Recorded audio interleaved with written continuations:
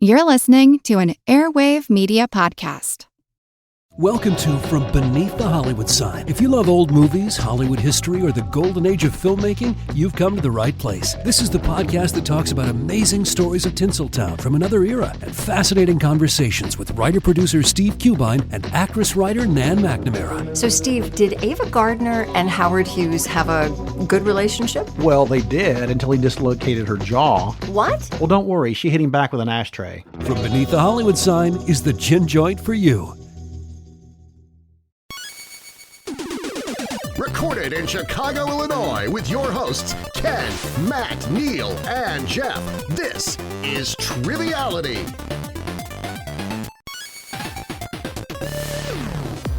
Hello and welcome to Triviality, the game where a lack of seriousness meets a little bit of knowledge. My name is Neil. I'm here with Jeff, Ken, and Matt, and it is a new era, well, coming soon, Jeff, right? I mean, this is the last day that we're going to be using our original recorder, which we've had for 4 years. Yeah. I feel like I'm finally getting 100% of Neil, though. Well, it is 100% of Neil all the time for free. But the reason we're mentioning that is just sort of a big thank you to all of our patrons. Our Patreon supporters have made it possible for us to get some brand new equipment that we're going to install next week. So new mics today. New mics today, but new recorder console starting next week. So we just wanted to say thank you to all of you for making that possible. And Ken, how are we sounding so far? We're sounding good. I think we are going to send this original recorder off on a Viking funeral. Okay, who's shooting the arrow? Oh, that's going to be me. Okay, that makes sense. Is that what you call selling on eBay now? I don't understand. What are we doing? Viking funeral. Yeah, you go on eBay, you sell something, and as soon as they get it in the mail, then you shoot an arrow that's flaming. We ought to be able to get arrow. like $20 or $30 if we put official Triviality first recorder. So. I think it'll devalue, actually. I think it goes right to the Smithsonian, if you ask me. Go to the pawn shop in Vegas and they'll go, well, I'll give you $20 for it. Best I can do is $2. Well, yeah, thank you one more time to all of our Patreon supporters. And speaking of Patreon supporters, we have a room full of them today joining us for the show. We're going to start first with our special guest contestant coming to us from St. Louis. She is an Oakland 5 supporter on Patreon, and that is Mary Randazzo. How's it going, Mary? It's going well. It's finally slightly warmer than freezing for a whole day. Yay. So it's kind of nice. Yeah, it's been a bad February. It has too much snow, too much ice, very grim all around. Why don't you tell us a little bit about yourself? Me. Yeah. So, Mary, I think you might be the first person on the show who has a really badass painting behind you that we've been staring at the entire time. Can you tell us a little bit about what that is behind you? Okay, well, the painting, that's one that I'm trying to finish. I'm kind of casually making my way through an art degree, and that's what I started last semester. But it's based on a druid Dungeons & Dragons character and all of her animal companions. So very cool. It's been fun. Yeah, it's looking really cool. We'll have to take a screenshot of this. Or maybe we'll wait until you're finished. I know you said it's a work in progress. So once it's done, you should let us know. We can post it because it's really cool. Absolutely. Awesome. Well, joining us today, as I said, are another pair of Patreon supporters. And I believe it is the first husband and wife hosting team we've ever had, which is super, super exciting. They're coming to us from Iowa, and that is Sebastian and Shanna Speer. How are you today? Doing well. Doing well. And what are you doing out in Iowa? Hopefully not shoveling too much snow? Well, we will be after today because it is certainly snowing today. But we live right outside Ames. I work for Iowa State with the University Innovation Alliance, and that just means that we make programs and other efforts to help students graduate. So that's what I do during my day when I'm not listening to trivia and things like that. It's a really fun title. You get to say. Yeah, it is. It's pretty. It makes me feel real fancy. I told people when he got the job that he just wanted it for the title. Goes great on a business card. And how about you, Shanna? I am a librarian, and I just started a new position at a new library a couple of weeks ago. So I'm still learning the ropes there. Congratulations. Literature technician, I believe, is the official term. I like that. Today's episode, as I mentioned, Mary has a painting behind her, and Shanna has a really cool mirror that has multiplied her by 10, 15 times. So she looks either like Bruce Lee from Enter the Dragon, or as Jeff said before we started recording, Doctor Strange. What's it called where he goes through? Oh, the Mirror Universe. The Mirror Universe, thank you. Well, thank you both for joining us today. I didn't even realize that you worked at Iowa State. I went to University of Iowa, so there's already a feud there, I guess, that was born many years before. And Shanna, you are a librarian, so I suppose you can never really meet Leslie Knope in person. Otherwise, you will argue with her. But we appreciate you all for joining us today. I believe, Ken and Jeff, you're going to team today. Yeah, and since we were talking about D&D earlier, we are going to be Critical Failure. Critical Failure. All right. And Matt, you and Mary are going to team together. And what is your team name? We are, and I don't know anything about Dungeons and Dragons, so I left this one up to Mary. And I just went with every gamer's, always needs more dice. So we're going to be always need more dice.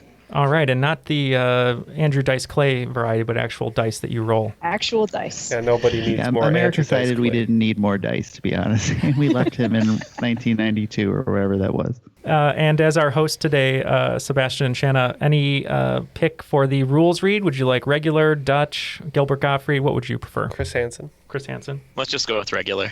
Classic. All right, they've chosen classic rules reading. Let's see how perfect he is today. The rules of the game are simple. 20 questions split into 2 rounds worth 10 points apiece. At halftime, there'll be a special swing round designed by this week's host. After regulation, players will enter the final round with the points that they've accumulated and will have a chance to wager 0 to 30 points on 5 categorized questions. At the end of the game, someone will be named the cream of the crop. Much like New Coke, classic is just always better. True, especially when it has real sugar, which Darren always brings. All right, we'll take it away, Sebastian and Shanna, and I will just be here keeping score. Sounds good. All right, so we do have category names in them. Some of them are going to be big hints, and some of them are not, and some of them are very, very deep hints that may not be in any way useful, so just keep that in mind as you go. I'll be sure to let that get in my head.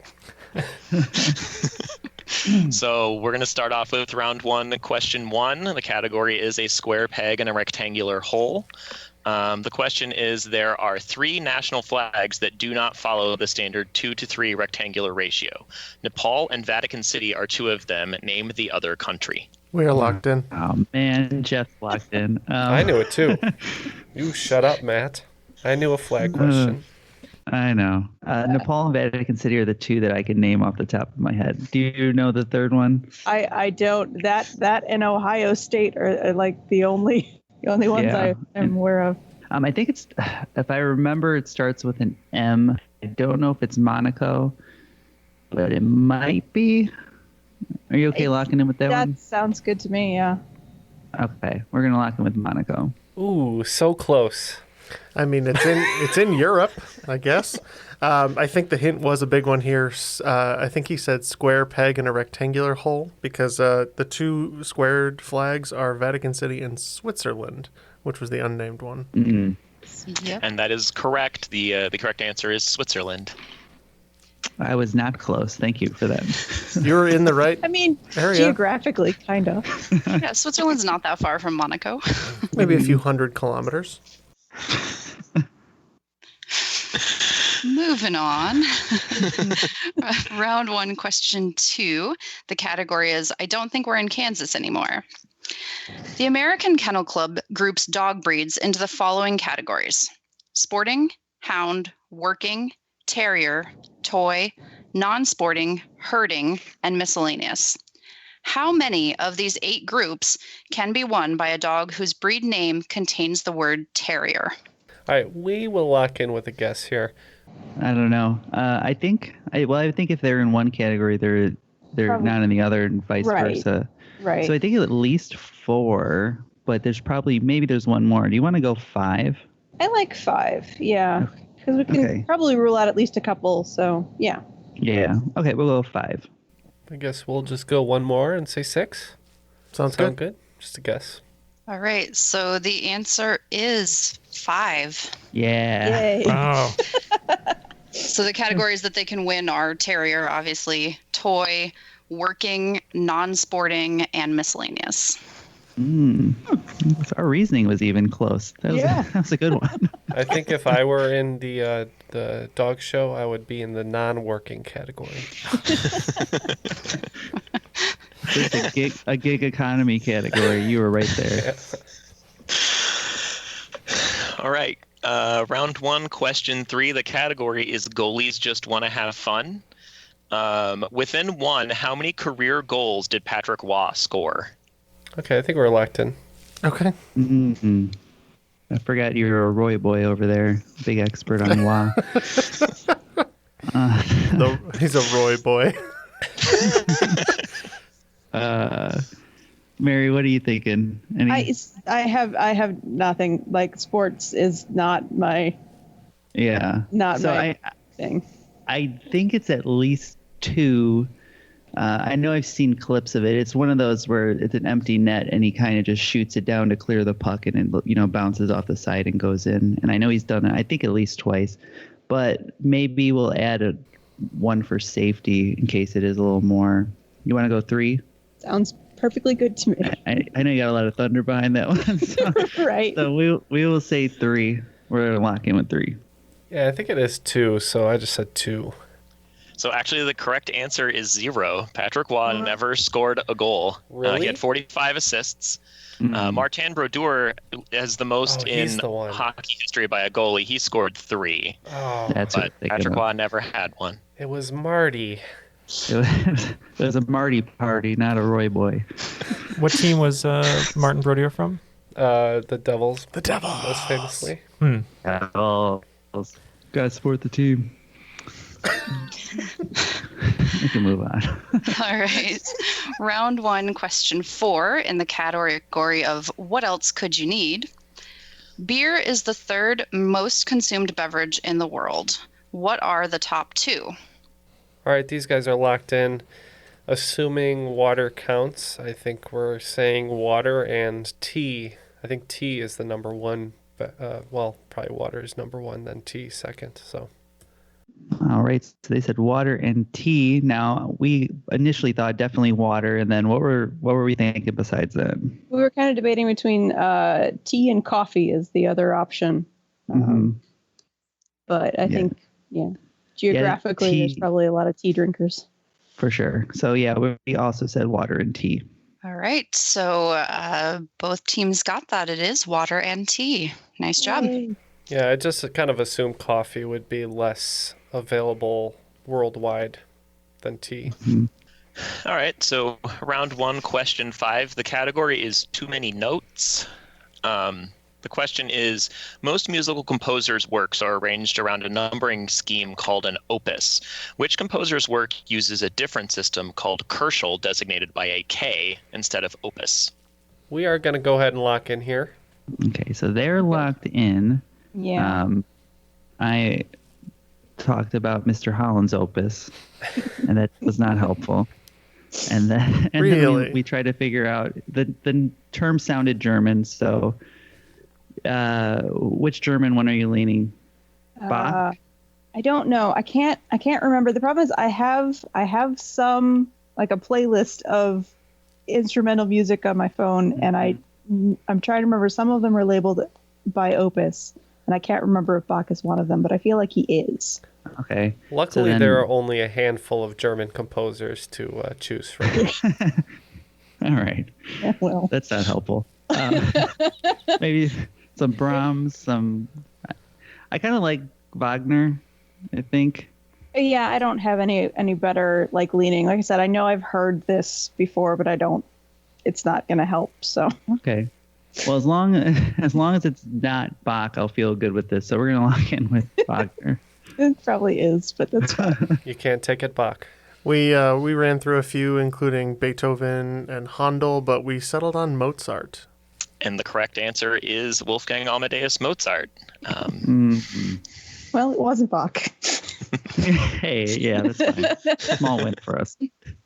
After 5 questions, it looks like Critical Failure took a lead with that question. They have 30 points, and Team Always Need More Dice with 20. All right, so we've got round 1, question number 6 in the category of strike while the iron is hot. How many stones are thrown in one end or round of curling? All right, we are going to go ahead and lock in here. Okay. Curling, very popular, usually once every 4 years for 3 months, and then you don't talk about it again. I don't know. I don't know much about it. I do like watching it when it's, on TV. That's once every 4 years. I don't know. Like the first number that came into my head was 3 per team, but I don't know if that's based on anything. I think it's similar to bocce ball, and in that you each throw 4 balls. Okay. Because I think it's even similar that whoever's closest, the other team gets to go until they're out of stones. And Why do you then know the get rules to of finish up. bocce ball? He lives in a Florida retirement community. The stuff Matt knows sometimes is tremendous. I can just see so I love me some Matt bocce. hustling some other seniors at the retirement home. I'll bet you $50 I can get closest to that ball. He throws the first game, drives Well, the price up. the key to beating old people at bocce ball is to throw the initial ball as far as possible. So they can't reach it.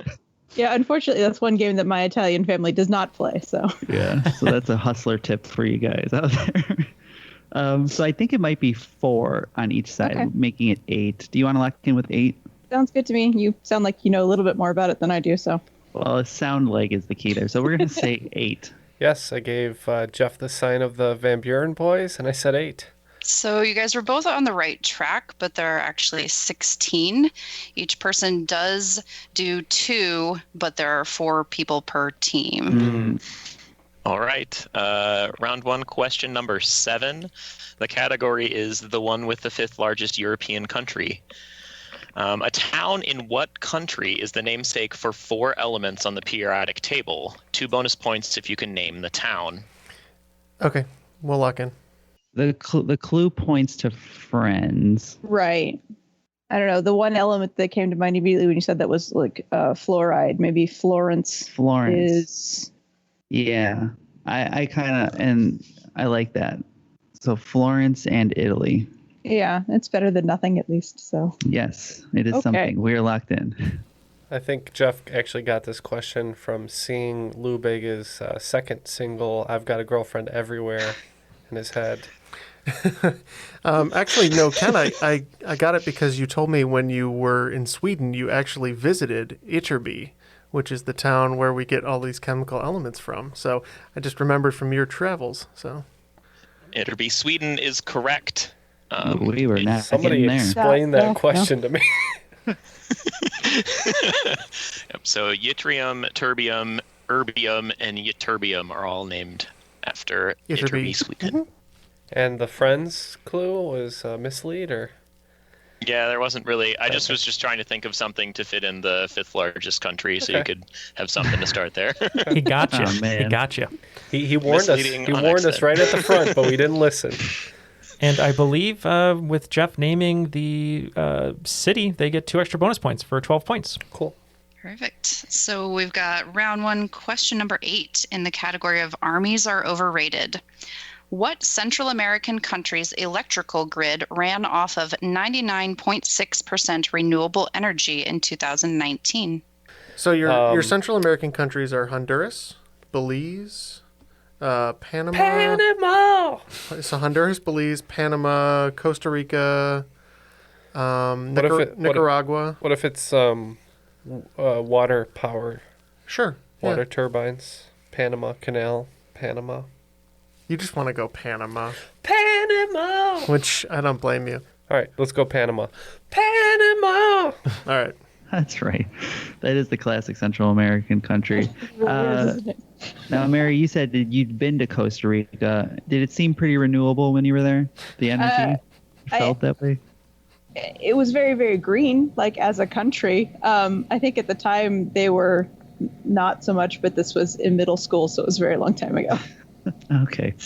Well, you didn't say that when we discussed, but you know what? We're going to lock in with Costa Rica anyway. All right. And the answer is Costa Rica. All right. Oh, wow. Yay. Very cool. I like the image of Mary in Costa Rica walking around going, is it very renewable here? Can someone tell me? Is this all I like think at the time they were still talking about a lot of deforestation problems, so I wasn't really sure. But again, that was, before the year 2000. So it's That's the first thing the concierge tells you at the hotel you check in. Excuse me, we are very renewable here. Here is a brochure to check out all of our renewable properties. See, and when they said that to me at the hotel, I just thought they were talking about selling me spa services. All right. Round 1, question number 9. The category is Innocence 1. Within 2, how many years after its inception in 1917 did it take for a woman to win the Pulitzer Prize? All right, we will lock in with a guess on this.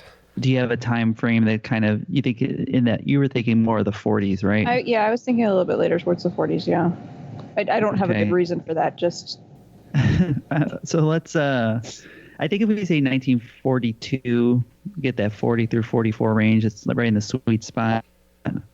Yeah, Sound 42 is a good number. Okay. Now, just to clarify, your question was how many years it took, right? Oh.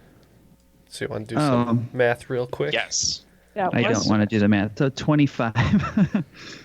That's right. 25. That's your one gift. No, this game. wait. Is that right? Yeah. Yeah, 17 plus 25. 25. Yeah. I could beautiful mind that. So we're gonna say 25. Beautiful minding, simple addition. 1 plus 1. What is it? We are just gonna guess 15 because we have no idea what this is in reference to. All right, it actually was relatively quickly. Edith Wharton won the Pulitzer Prize in 1921 for The Age of Innocence, so it was actually only 4 years. Wow. Wow. We were way off. Very much so. So round 1, question number 10 in the category The Girl with the Light-Colored Hair. When mixed with a little bit of water, this seed, which is also the lowest value card in the original game of Pit, can be used in vegan cooking in place of an egg. We'll lock in. No, thank God. Although I think I knew it. Mary, are you vegan? I am not at all anywhere close to vegan, but light-colored hair. One of the more poetic descriptors for being blonde in books is having flaxen-colored hair, and I know that flaxseed is a thing. Okay, that sounds good to me, and we're gonna lock in with that.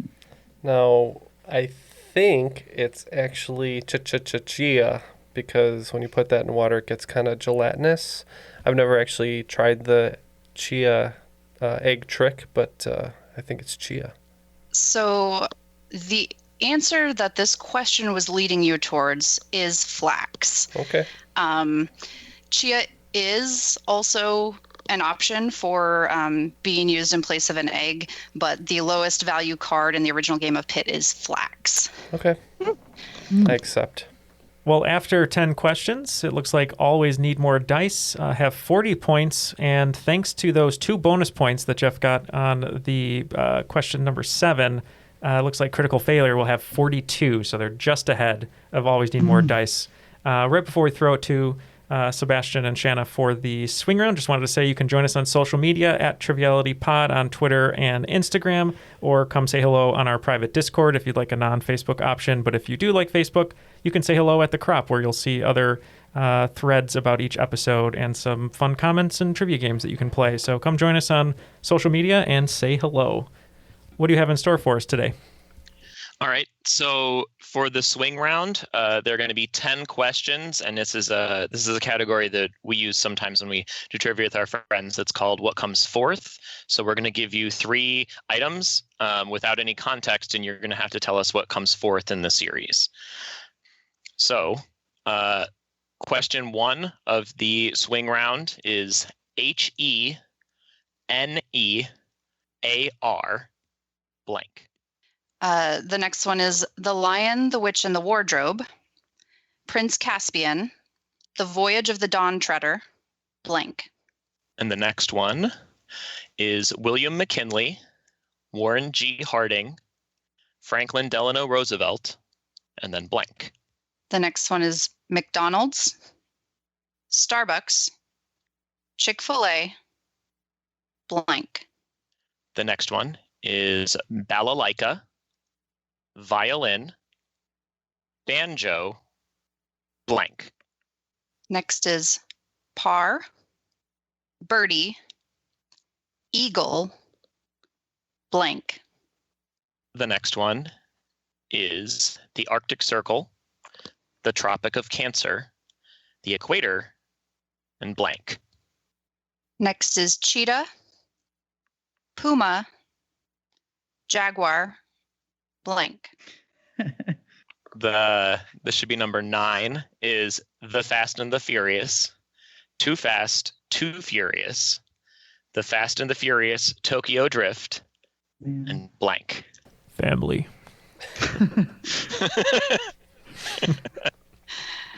And this one I'm probably going to pronounce poorly. I apologize. Is hello, nin hao, namaste, blank. All right, we're going to let the teams go over these questions and we'll be back with their answers. All of the answers are now locked in, so let's go back to the questions and get those answers. Sounds good. So question 1 was HENEAR.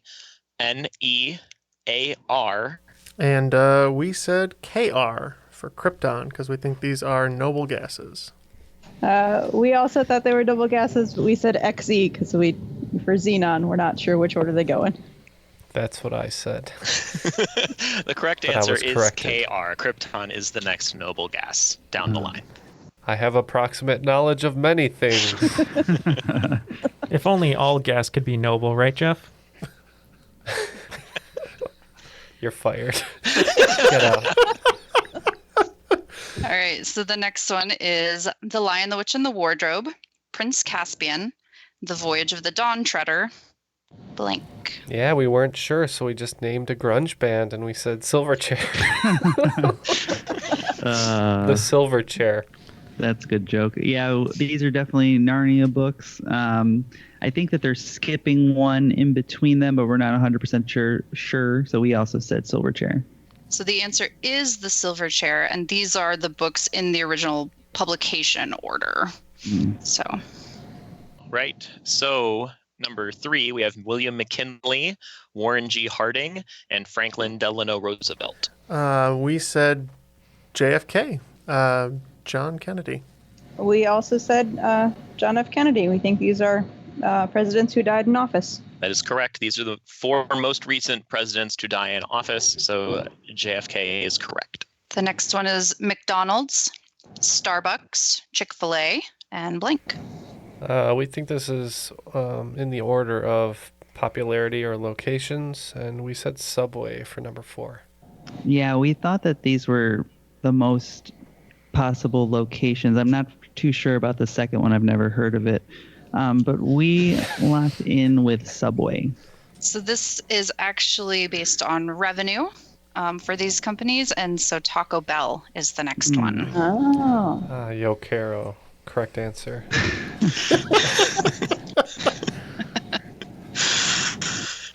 All right. The next one is balalaika, violin, banjo, and blank. Okay, we think this is the number of strings on stringed instruments, so we said guitar for 3, 4, 5, 6. Yeah, we thought it had something to do with strings, but we weren't really sure. We said cello. So any 6-string instrument would work. This is the number of strings. And as Mary pointed out, a balalaika is a Russian stringed instrument. It has 3 strings. So it's 3, 4, 5. Guitar or any other 6-stringed instrument. A 6-string cello? No? Okay. If you have one in your house that you can show us, then maybe we'll go for it. I'll make one. All right, so the next one is par, birdie, eagle, and blank. Yeah, we said double eagle. Hey, is that acceptable, or do you need the other? We were going for the other. Okay. Okay, albatross. Yeah, this is a question that I think I actually asked on the first ever game that I hosted, so it's something that stuck with me. I'm pretty sure it's an albatross. Nice job. It is an albatross. Decreasing golf score terms. And then the next one is Arctic Circle, Tropic of Cancer, Equator, and then blank. We said Tropic of Capricorn. We also said Tropic of Capricorn. Yep. Major lines of latitude from north to south. This is Tropic of Capricorn. All right. We saw some lights going off when we read this next one. So cheetah, puma, jaguar, blank. Okay, we think this is a list of big cats in order of awesomeness, with jaguar coming in third, Neil. And we thought the fourth place was leopard. Oh, leopard's a good one. Yeah, we talked about every kind of big cat imaginable, including Andres Big Cat Galarraga, who didn't make the list. But we locked in with, it's very niche, I apologize. We locked in with, we locked in with tiger. The answer is actually panther. These are the first 4 Mac operating system names. Oh, I totally missed that. Yeah, tiger was 10. I'm just happy I found a kindred spirit in Mary who also appreciates the jaguar. So Yeah. All right. So question 9 was The Fast and the Furious, Too Fast, Too Furious, The Fast and the Furious Tokyo Drift. And 4 would be just Fast and Furious, I think. We also said Fast and Furious. Yeah, strangely enough, the 4th one in the series is simply called Fast and Furious. So yes, that is correct. Also the name of Jeff's sex tape.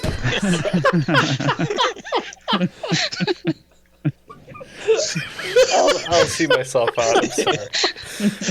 see, I get fired, and you're the one who makes a sex tape. I resigned. Right after sex. He resigned before I could cancel him. All right. And the last one here. Hello, ni hao, namaste, blank. And we think this is greetings, like hello, in number of speakers who speak it. And we just said hola for Spanish. That makes sense. We weren't sure. The only other, and we were thinking of Asian greetings, and the only one I could think of was Angyang. So it is greetings, and it's the total speakers of the language, and the answer is hola. Nice teamwork on that one, Jeff. Yeah, that was a good one. Okay, after the swing round, it looks like Team Always needs more dice. Is picking up 30 points, bringing their total to 70. And Team Critical Failure picking up 40, bringing their total to 82. Sounds good. And we'll go into round 2. Question number 1 in the category of Herbie Hancock. How many future presidents signed the Declaration of Independence?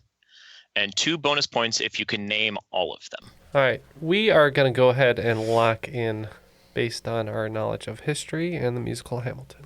Tenuous, though it may be in both cases. Yes.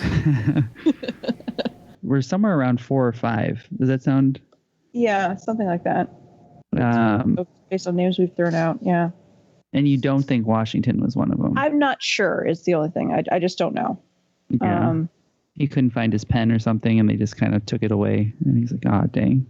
Yeah, I'm not sure. Cause I know that I just feel like he may not have been a part of a bunch of the putting together, and then they pulled him in to be president because he was a general.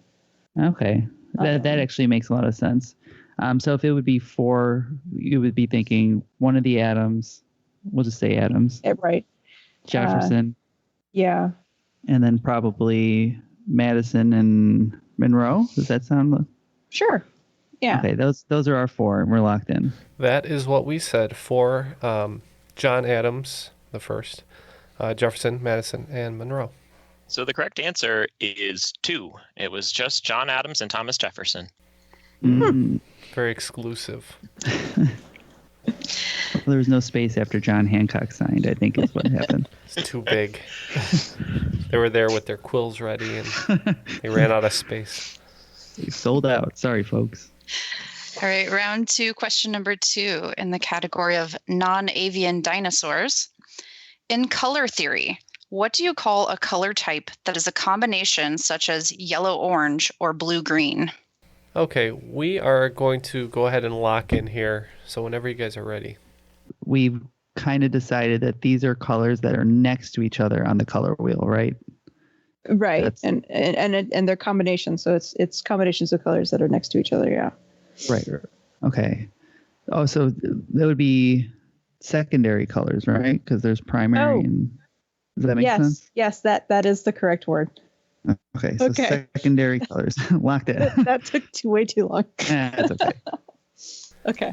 All right. We think the secondary colors are like orange, purple, and green. So we think these are tertiary colors. That's the actual answer, yes. It is the actual answer. Tertiary is correct there. Well, I think we just needed like another minute to go Right. One more step. One more step. It was so exciting. You guys were getting there and then not quite there. No. But Have I mentioned that it's cold? My brain doesn't work when it's cold. Well, that's my excuse.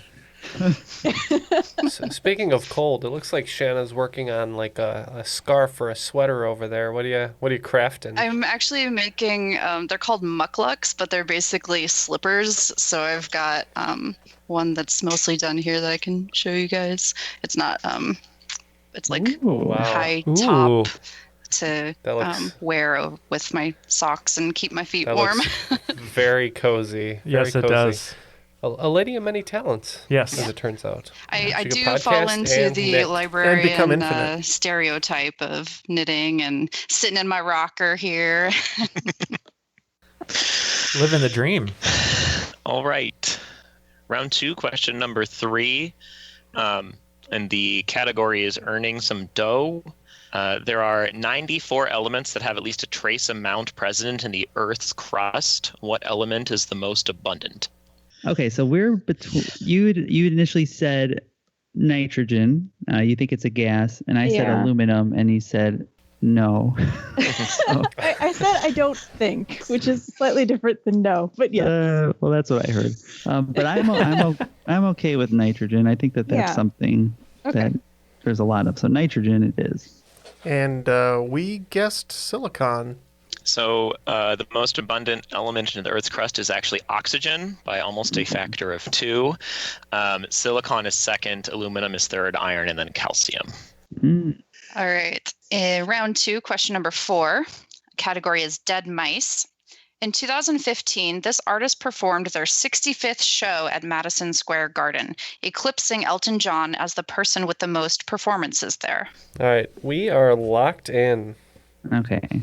So my initial stupid thought was John Mellencamp because cougars kill mice, and then we moved on to real discussions. And you said Billy Joel. Was my first instinct, and I can't remember. I feel like he's played a lot of shows at one location. I feel like it might have been Madison Square Garden, and he just keeps playing there like consistently. Okay. And I have nothing against Mr. Joel, so we are going to lock in with Billy Joel.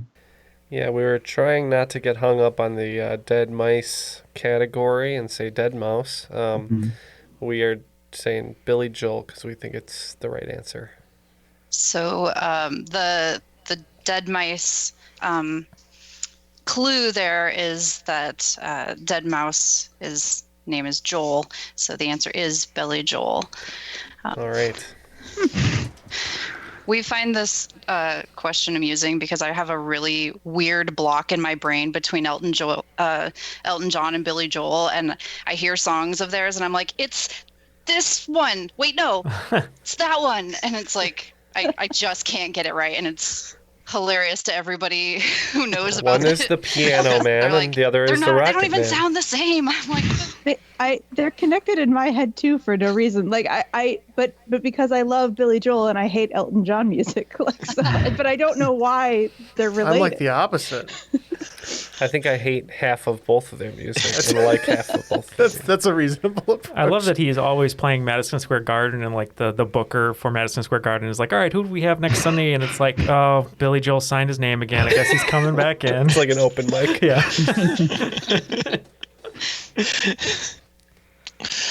All right. In round 2, question number 5, the category is Dubuque's finest. Jay Berwanger was the first Heisman Trophy winner, as well as the number 1 overall pick in the first NFL draft. Name either the team that drafted him or the team to whom his rights were traded.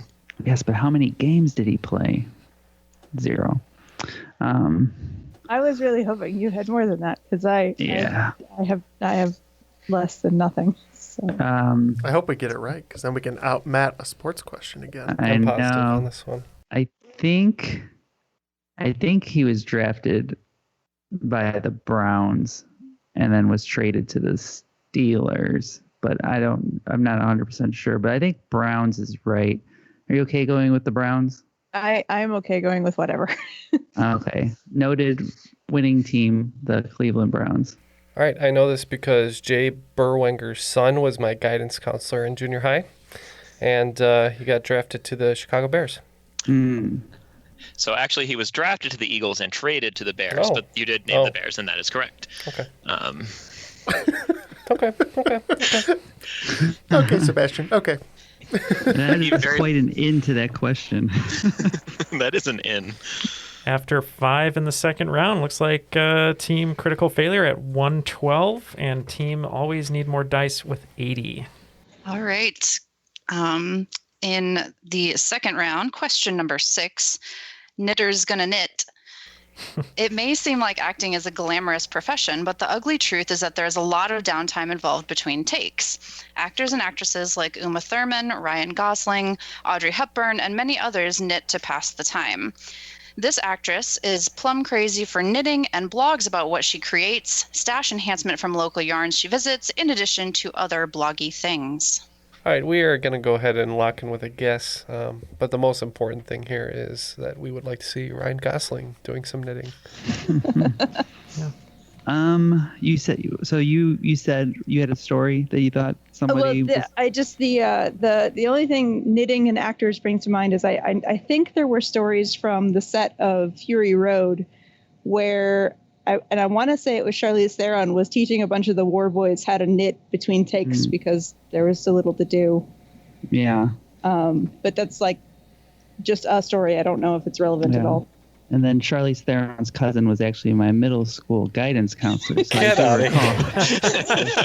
The story sounds familiar to me. I'm okay with locking with Charlize Theron. Okay. She does a lot of stuff. Why not knitting? Okay, locked in. Yeah, that's a great answer.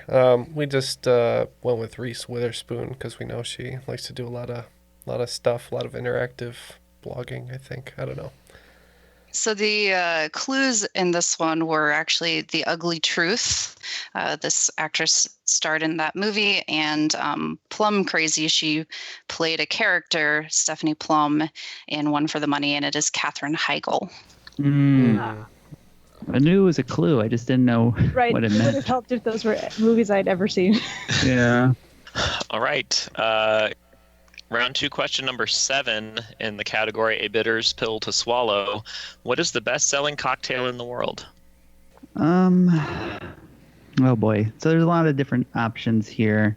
I think my guess would be it'd be a whiskey-based drink. So you're looking at like a Manhattan or.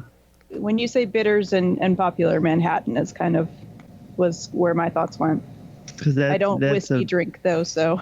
Yeah, because like otherwise, if it's like it wouldn't be a mojito because that's mint, and even like a Cosmo is a vodka with a cherry and vermouth, I think. So I think the only thing with the bitters that makes sense would be a Manhattan. So do you want to lock in with that? I like it. Okay. Matt, as the only drinker between us, do you prefer like a whiskey drink or a vodka drink or a cider drink? Sometimes a lager drink. Okay. Sometimes. But then I get knocked down. It's a whole thing. I'll tell you how that ends eventually. We're just keeping it simple on this one and saying rum and Coke or a Cuba Libre. Okay, well, the actual answer, and you guys did lock onto the bitters pretty well, but it is the different bitters and whiskey drink. It is an old-fashioned. Round 2. Do more research is what it is. Get right on that. Let us know how it goes. If you can remember. Well, that's when I get back up again. See, that's how that ends. You didn't know that. Round 2, question number 8. Settlers of Catan, this is not. We're all a little tired of the word quarantine at this point, but what sweet board game was originally developed for kids quarantined in a polio ward in San Diego? Never mind. We thought this was going a different direction. You were really excited for a Settlers of Catan We're like, question. pandemic. Wrong. Locking onto the sweet. Now, what kind of sweet games do you think? My guess would be Candyland. Yeah, I don't think it's Hi-Ho Cherry-O, which is also a little sweet, but I think Candyland is what we're going to lock in. Yeah. Someone doesn't think apples to apples are very sweet. Not Sweets and Ladders. Sweets and Ladders is genius. But we too said Candyland. Nice job. It is Candyland. What's the name of the king in that? No, it's Queen Frostine and it's King Candy. Oh, is it King Candy? Yeah. Okay. I remember there was someone who was like an overlord of the There's land. there's like Fudge Muck or whatever. There's like the lollipop person. They change them between editions too. Fudge Muck is actually what they used for Joe Pesci on the TV version of Goodfellas. Oh, this devolved very quickly. Oh, getting back on track. Round 2, question number 9. The category is 7 seconds or less. This famed mathematician was the subject of the 74th Best Picture Oscar winner and made a major contributions to game theory. Yeah, we can lock in. Also, that's the name of Ken's sex tape.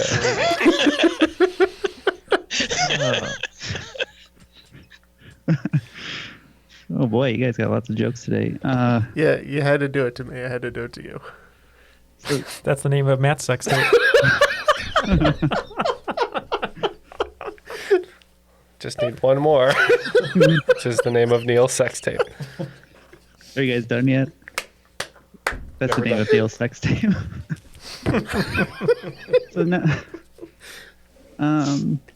do you know this offhand? Any chance? I'm not. No, I know it's a name that I know. I'm not entirely positive of the details. So yeah, when I hear it, I'll be mad because I know it's something that I've heard on this show probably 10 to 15 times already at some point in time. I know that I don't want to even. Is it something with the Fields Medal? Right? Oh yeah, I don't know.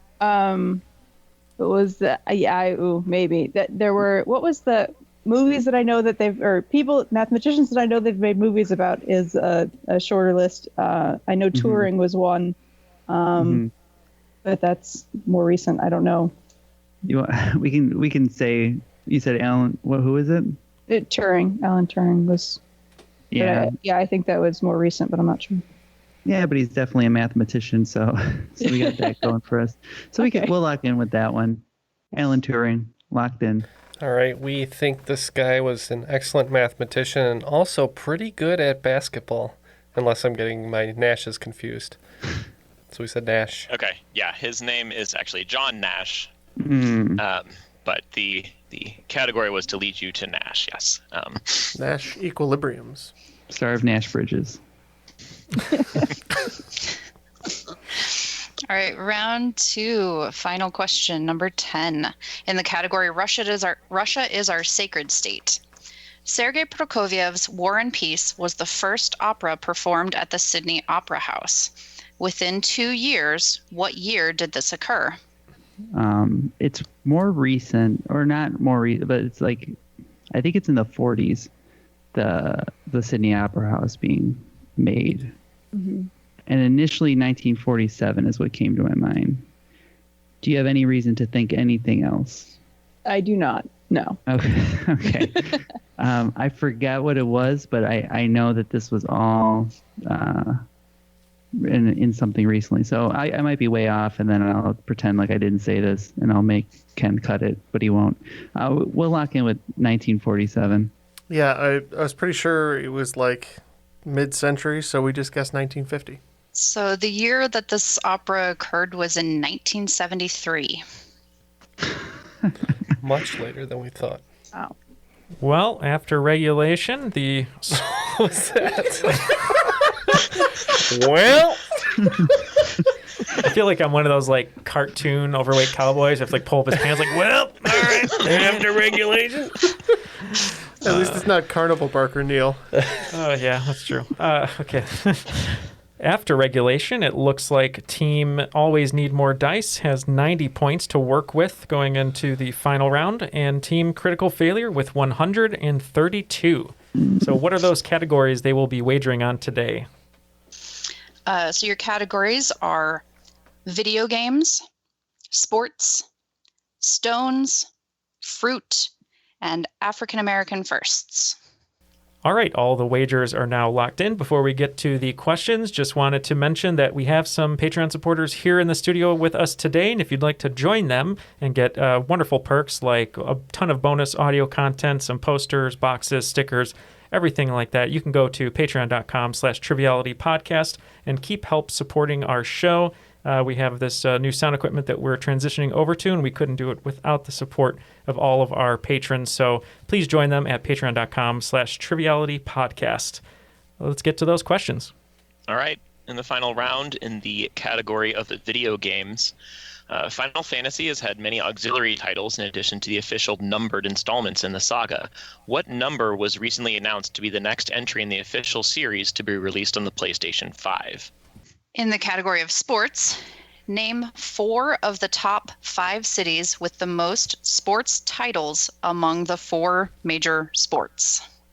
All right. Question 3 in stones. The American Gem Society assigns a birthstone to each month. According to birth data from the Daily Viz, which of these stones would represent the most U.S. births? Question number 4 in the category of fruit. What exotic fruit, popular in agua fresca, has the highest amount of vitamin C per cup? And in the last question in the final round, in African American firsts, 1958 saw the first African American to win a Grammy, and in fact there were 2 that won that year. One was a female jazz vocalist, and the other was a male jazz performer. Name both. All right, we'll be right back with our answers. All the answers are now locked in. Let's go back and hear those questions one more time. And the first question in video games, Final Fantasy has had many auxiliary titles in addition to the official numbered installments in the saga. What number was recently announced to be the next entry in the official series to be released on the PlayStation 5? All right, we wagered a big 30 on this one, and we believe this is big 16. We also wagered 30, and we also said 16. Credit for both teams. The answer is 16. Question number 2 in the category of sports. Name 4 of the top 5 cities with the most sports titles among the 4 major sports. All right. We bet 0 on this, but I have a good feeling that we're going to do okay because I think it's Boston, New York, LA, and Pittsburgh. All right. We wagered 20. We also think it was LA, New York, and Boston. And then we threw in the hometown, Chicago, for all their Bulls championships and pre-Super Bowl Bears championships. So we said Chicago. All right. And in no particular order, we do have Boston, LA, New York, Detroit, and Chicago. I did say Detroit. I was nervous about Detroit. I felt like they were in there. All right. In the category of stone, the American Gem Society assigns a birthstone to each month, according to birth data from the Daily Viz. Which of these stones would represent the most U.S. births? Yep, this was tough for us. We weren't sure if the most people were born in September or October. That was somewhere we were guessing around. And we had no idea on the stones. We just guessed sapphire for 15 points. We wagered 10 on this one, and we were thinking that most births were in November. And I think we settled on topaz as that birthstone. So the correct month is September, and the correct stone for September is sapphire. Wow. No way. Oh my God. So here's what I was trying to remember is mine is like a pinkish stone, and I wanted a ring that had my birthstone, and so I picked blue because that's my favorite color, and I thought it was September, and that's why I guessed sapphire. But you were wrong. No. Well, no. What do you mean I was wrong? We got it right. No, we were right, but you were wrong. I was wrong. Yeah. To make us right. Yeah. That's all that matters. Okay. The next question number 4 in the category of fruit. What exotic fruit, popular in agua fresca, has the highest amount of vitamin C per cup? All right. We wagered 15, and we really had no idea on this until I thought about coconut water, which we think might be what agua fresca is. Could be wrong, but that's what we went with is coconut. So we wagered 20 on this one. I was thinking to our Agua Fresca martini we had when I worked at Mr. Jordan's Steakhouse, and it was actually a watermelon base, but I know that they're fruit, so we weren't sure, and watermelon's not very exotic, so we said papaya. Papaya is a pretty good guess. It's got a lot of vitamin C, but guava is the answer. How many times did I say guava? You said guava quite I don't a even bit. know what a guava is. I don't think I've ever eaten a guava. You got to expand your fruit horizons. That's true. How do you eat a guava? You peel it and you eat it? Is there a pit? Am I going to choke? Do you peel it? What do you do? There's so many questions about this. I don't know. You got to boil it first? All right. This old guava. Why is fruit that you haven't eaten so intimidating? I don't know, especially the ones that have a lot of like pointy, Like how do you eat a jackfruit? What the dragon fruit is the one that looks really scary. The dragon fruit's scary. Yeah. All right. And the last question in the final round, an African-American first. 1958 saw the first African-American to win a Grammy, and in fact, there were 2 that year. One was a female jazz vocalist, and the other was a male jazz performer. Name both. So we wagered 10 points on this one, and one we're sure of. That's Ella Fitzgerald. The other one, I think I came up with it after the fact, but we locked in with Ray Charles. We also wagered 10 points. We also said Ella Fitzgerald as one, and then we said Louis Armstrong for the other. So Ella Fitzgerald is correct, and the male jazz performer is Count Basie. That was my Yeah. guess. He played piano, right, Neil? Yes. And he was a band leader, yep. That was, yeah. That's who I was trying to think of instead of Duke Ellington. I just couldn't remember. You couldn't remember the title. One was a Duke Count and or the other Duke. was a Count. Yeah. Yeah, Count Basie has a great album with Frank Sinatra. Okay. All right. After the points have been tabulated, it looks like, I don't know why my voice is doing this. I'm Howard What's the Cosell. score today? It's Howard A great Cosell. bout between 2 boxes of high character. Okay. Who is that? Howard Cosell. Cosell. Yeah. Going punch for punch, fighting for the lives. Okay. I just couldn't remember your team name. All right. Always needs more dice. All right. After the final points have been tabulated, it looks like Always Need More Dice is going to end with 100 even, which is a respectable score. But today's cream of the crop with 152 points is Critical Failure. The cream of the crop. Nobody does it better. Critical hit now. That's true. Great game. Thank you. Oh, Nice congrats job, to both Ken, who's Yeah, the I monkey was- off his I was- back is now roaming the studio free now. So Looking for its next victim. Maybe we should teach it baseball like the movie Ed. That was a chimp, wasn't it? It was probably a chimp. It's an ape. sir. Regardless, that was a quick pull. Thank you. Anytime there's a Matt LeBlanc movie with anthropomorphic sidekick, then I can pull it up. Yeah, they didn't make the Friends movie. I want to see that Marcel. Exactly. First of all, let's thank Mary for joining us today. You were a great partner to Matt. Any final words or shout-outs you'd like to give? Really great game. Thank you guys for having me. I feel like my brain was not operating as well as it should in some places, but we did all right. And yeah, you're a fine teammate. Approved. Matt approved. one thing I can shout out if people are out there interested in